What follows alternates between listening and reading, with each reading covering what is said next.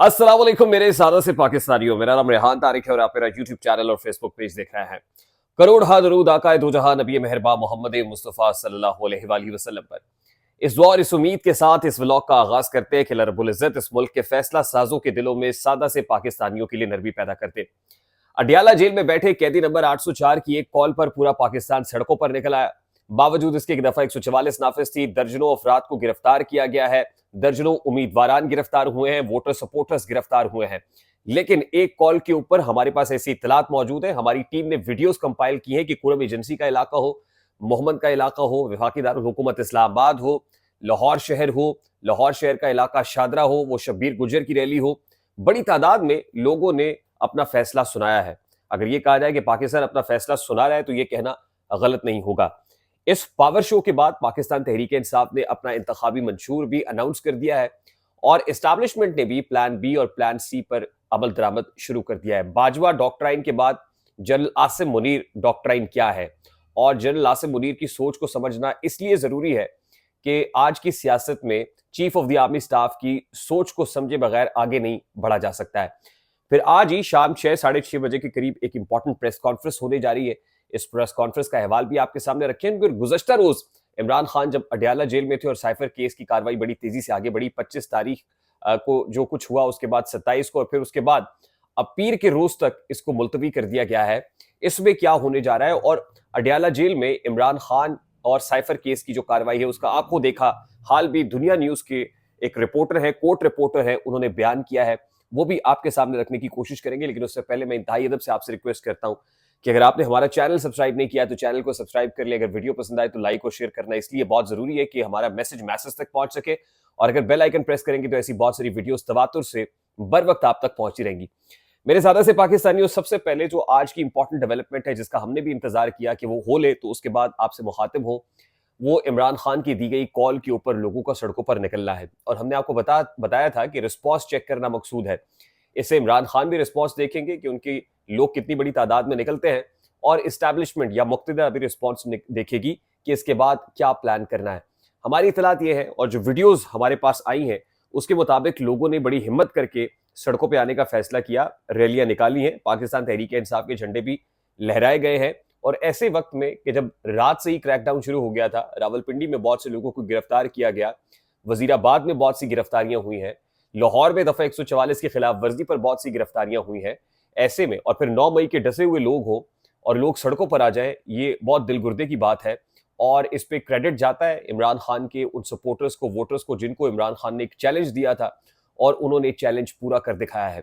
इसके बाद पाकिस्तान तहरीक इंसाफ की जानिब से इंतखाबी मंशूर भी अनाउंस कर दिया गया और उस मंशूर के मुताबिक जो बैरिस्टर गौहर अली खान ने पेश किया है, यानी उसमें जो इंपॉर्टेंट स्टेटमेंट है वो ये है कि पाकिस्तान तहरीक इंसाफ अगर इक्तदार में आई तो आकर आईनी तरमीम कराएगी और जो असम्बली की मुद्दत है वो 4 साल कर दी जाएगी।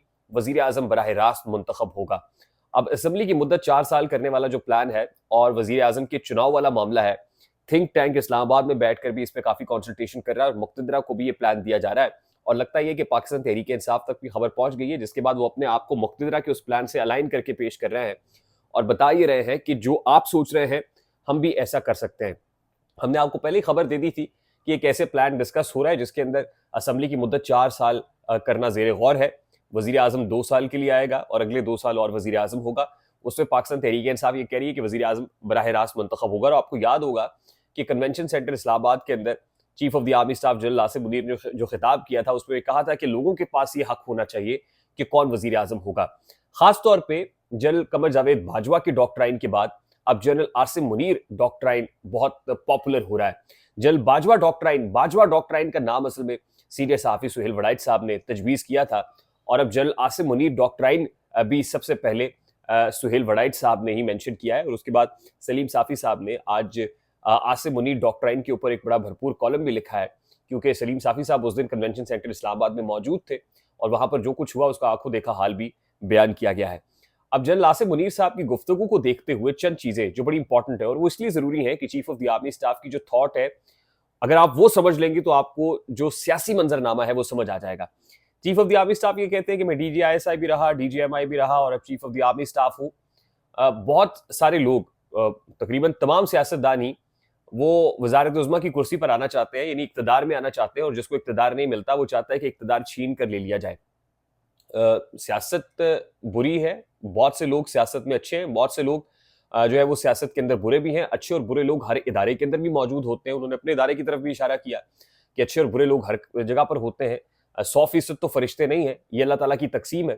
किसी को अच्छा दे दिया जाता है, कोई बहुत अच्छा लगता है, बाज़ औक़ात कोई अपना एहसास महरूमी का शिकार हो जाता है, तो रब की तक़सीम के ऊपर राज़ी रहना बहुत ज़रूरी है।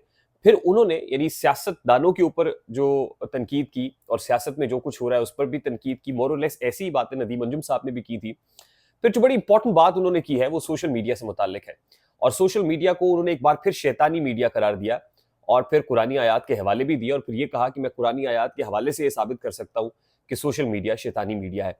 ये बड़ी इंटरेस्टिंग बात इसलिए है कि जनरल कमर जावेद बाजवा के दौर में, और फिर जनरल आसिम सलीम बाजवा जो डीजी आईएसपीआर भी रहे, पापा जॉन्स की इस्तिलाह से मशहूर भी हो गए, उनके दौर में जिस तरीके से आईएसपीआर की आबियारी हुई है, और खास तौर पे उसके बाद जनरल आसिफ गफूर के दौर में 5th generation warfare social media के जरिए से लड़ी जाने की बात हो रही थी कि सोशल मीडिया का जमाना, और जितना फोकस और एम्फेसिस सोशल मीडिया को जितना एम्पावर उस दौर में किया गया, ऑन कॉन्ट्रेरी अब जनरल आसिफ मुनीर ये कह रहे हैं कि ये तो शैतानी मीडिया है, इस पर प्रोपेगेंडा होता है, मनफी खबरें होती है, झूठ फैलाया जाता है। और ऐ ईमान वालों, जब कोई फासिक तुम्हारे पास खबर लेकर पहुंचे, मफहूम यह है कि जब कोई झूठ पर मबनी खबर लेकर पहुंचे तो उसकी तहकीक कर लिया करो। कोई झूठा शख्स तुम्हारे पास आए तो उसको ठोक बजा के छान पटक के देख लो कि वो जो कह रहा है वो ठीक है या गलत है। तो आप लोगों पर यह आयद होता है कि आप हर खबर को दुरुस्त ना मान लें, बल्कि उसकी अपनी तौर पर तहकीक करें। और फिर उन्होंने एक किताब का हवाला भी दिया कि जो 21 प्रिंसिपल्स ऑफ 21st सेंचुरी है, आपको वो किताब पढ़नी चाहिए, और यंगस्टर्स के लिए बहुत जरूरी है कि आप देखें कि इस वक्त का दौर हमसे क्या तकाजा कर रहा है। अच्छा, ये जनरल आसिम मुनीर साहब की थॉट है, और उससे लगता यह है कि वो सियासत में गैर मामूली दिलचस्पी रखते हैं, और शायद इसलिए भी ज़रूरी समझते हैं कि बहुत सारे मामलात को वो चाहते हैं कि खुद जो है उसकी इस्लाह की जाए। वो एग्रीकल्चर हो, इकोनॉमी हो, वो सियासत हो, वो तिजारत हो, वो स्मगलर्स के खिलाफ क्रैकडाउन हो, स्पेशल इन्वेस्टमेंट फैसिलिटेशन काउंसिल का क़याम हो, तो chief of the army staff का रोल बहुत ज़्यादा बढ़ गया है। अच्छा, अब ये जो सोशल मीडिया को शैतानी मीडिया करार दिया है, इसी सिलसिले की एक कड़ी ये कि जीआईटी एक बनी हुई है, और जीआईटी ने अपनी फाइंडिंग्स दी हैं कि इस वक्त रियासती इदारों के खिलाफ जो प्रोपेगेंडा चल रहा है और सोशल मीडिया प्लेटफॉर्म्स के ऊपर जो मनफी बातें हो रही हैं, कुछ लोगों को आइडेंटिफाई किया गया, और 47 की जो लिस्ट है कल हमने आपके सामने रखी थी। आज हमारी इतलात के मुताबिक निगरान वफाकी वजीर इतलात और जीआईटी के सरबराह एक अहम प्रेस कॉन्फ्रेंस करने जा रहे हैं, और उस प्रेस कॉन्फ्रेंस के अंदर अभी तक जो कुछ हो गया है वो और आइंदा का जो लाहेअमल है उसका ऐलान किया जाएगा। और लग ये रहा है कि सोशल मीडिया या कीपैड वॉरियर्स के अगेंस्ट घेरा तंग होने जा रहा है, और रियासत ने यह फैसला कर लिया है कि अब बहुत स्ट्रिक्ट मॉनिटरिंग होगी, और किसी को भी सोशल मीडिया के ऊपर शुतर बेमहार नहीं छोड़ा जाएगा, और आने वाले दिनों में आपको एक्शन होता हुआ भी, बड़ी बड़ी कार्रवाइयां डलती हुई भी दिखाई देगी। उसके बाद इंपॉर्टेंट चीज यह है कि अडियाला जेल में जो साइफर केस की समाअत हुई है, उसका जो आंखों देखा हाल है वो हमारी नजर से गुजरा, और दुनिया न्यूज के एक रिपोर्टर हैं, उन्होंने बड़ा खूबसूरत अंदाज में उसको निट किया है। मेरे पास बहुत टाइम तो नहीं है कि मैं सारा आपके सामने बयान कर सकूं, लेकिन वो ये बताते हैं कि गैर मामूली अंदाज में जिस वक्त मीडिया पहुंचा अदालत के अंदर, वो कहते हैं कि जब अडियाला जेल आप जाते हैं तो उस वक्त 3 से 4 जगहों पर एंट्री होती है, और एंट्री रजिस्टर के अंदर नाम दर्ज किया जाता है। फिर उसके बाद आप उस कम्युनिटी हॉल के अंदर पहुंचते हैं जहां अदालत लगती है। जब वहां पर पहुंचे तो जज साहब से हमारा मुसाफा हुआ, जज अबुल हसनात जुल्करनैन से। वो कहते हैं मैं था और मेरे साथ जीएनएन का एक रिपोर्टर था। तो अबुल हसनात जुल्करनैन साहब ने बताया कि जी मैं बहुत देर से इंतजार कर रहा हूँ, इमरान खान साहब के वकला नहीं पहुंचे। अब मैंने जो स्टेट डिफेंस काउंसिल है वो अपॉइंट कर दिए हैं, यानी मीडिया के पहुंचने से पहले अभी इमरान खान भी नहीं पहुंचे थे, शाहमूद कुरैशी भी नहीं पहुंचे थे, वो बाद में पहुंचे। इमरान खान साहब ने ब्लैक कलर का ट्राउजर, स्काई ब्लू कलर का स्वेटर और ब्लैक लेदर जैकेट जेबेतन की हुई थी, और ऊपर चतराली टोपी पहनी हुई थी। इमरान खान साहब और शाहमूद कुरैशी जब पहुंचे तो उनको बताया गया कि स्टेट डिफेंस काउंसिल लगा दिए गए हैं। उन्होंने बहुत एहतजाज किया, हमें मीडिया की का जो बॉक्स है उसमें बिठा दिया गया, वहां तक आवाज नहीं पहुंच रही थी, फिर हमें आगे बुलाया गया। तो इस तरीके से जब कार्रवाई चली, और फिर स्टेट डिफेंस काउंसिल्स ने आके खुद इमरान खान को ये कहा, मलिक अब्दुर्रहमान ने, कि मैं आपका वकील हूँ, और फिर उधर से हजरत यूनुस ने आके कहा शाहमूद कुरैशी को मैं आपका वकील हूँ। तो फिर इमरान खान ने वो फाइल लेने से इनकार किया, उठा के मेज पे रख दी, लेकिन शाहमूद कुरैशी ने ऐसे उछाली तो पेपर्स जो है जाके उनके जो डिफेंस काउंसिल्स हैं उनके मुंह पर भी लगे। तो उससे ये तासुर गया कि शाहमूद कुरैशी ने ये फाइल पटक दी है, उनके मुंह पर मार दिए। उसके बाद जनाब जज साहब से बहुत प्रोटेस्ट हुआ, लेकिन बावजूद इसके कि जो खुद मुल्जिमान है वो प्रोटेस्ट करते रहे, जो उनके काउंसिल्स बाद में आए, जो जूनियर वकला थे जिसमें खालिद यूसुफ चौधरी थे वो भी थे, और उस्मान रियाज भी थे वो भी आए, उनकी बात भी नहीं सुनी गई। और फिर जो लीगल जो डिफेंस काउंसिल्स है जिनको अपॉइंट किया गया था, वो कहते हैं हमें जब निकाल दिया गया वक्फा करके, हमें बाहर ले गए, तो उसके बाद पता चला कि 9 गवाहान के बयानात पर जिरा भी मुकम्मल कर ली गई है और अगली समाअत पीर के रोज तक मुलतवी कर दी गई है। और फिर वहां पर ये बहस भी हुई कि नजम सेठी साहब ने ये कहा है कि 5 तारीख तक साइफर केस का फैसला सुनाया जाना मकसूद है, और फिर कहा कि जी आप नजम सेठी को बुला के पूछ लें कि उसको किसने कहा है। बात यह है कि अब इस्टेब्लिशमेंट अपने प्लान बी और प्लान सी पर अमल दरामद करना शुरू कर चुकी होगी, क्योंकि आज शाम या कल हमने आपको कहा था कि इंपॉर्टेंट डिसीजन पाकिस्तान तहरीक इंसाफ की तरफ से आना है। आज जो क्राउड पीटीआई का सड़क पर आया है, मेरा ये ख्याल है कि तशफ़ी हो गई होगी, और मुझे नहीं लगता कि इमरान खान साहब अभी आज पर्टिकुलरली कोई ऐसा ऐलान करेंगे। हो सकता है कि बहुत ही अनयूजुअल हालात हों तो कल या परसों या फिर मंडे को जब साइफर केस का फैसला आना है तो उस वक्त कोई ऐलान हो। लेकिन अभी इस्टेब्लिशमेंट ने जरूर ये सोच लिया होगा कि जो साइफर केस की कार्रवाई है, अब उसमें मजीद तेजी आएगी, और जो प्लान बी है जो हमने बताया था कि अगर इमरान खान इलेक्शन में होगा, जो अभी तक की अगर क्राउड को देखा जाए तो लगता है कि होगा, तो फिर इलेक्शन नहीं होगा। उसके लिए इंपॉर्टेंट चीज यह है कि साइफर केस का फैसला सुना दिया जाएगा, और साइफर केस का फैसला कभी इम्कान है कि हम फिर इस बात को दोहरा रहे हैं कि आम इंतखाबात से 2 रोज पहले आ जाएगा, और अगर सजाए मौत सुना दी जाती है तो फिर एक कोहराम मचेगा, क्योंकि आज जो देखा गया क्राउड आया है, तो अगर उस रोज कोई ऐसी सजा हुई तो क्राउड सड़कों पर निकलेगा। हो सकता है 9 मई पार्ट 2 बनाने की कोशिश भी की जाए और फिर इलेक्शंस को इल्तवा में डाल दिया जाए। आई होप कि अभी तक की जो डिटेल्स हैं जो हमने आपके सामने रखी आप तक बेआनी ही पहुंची होंगी।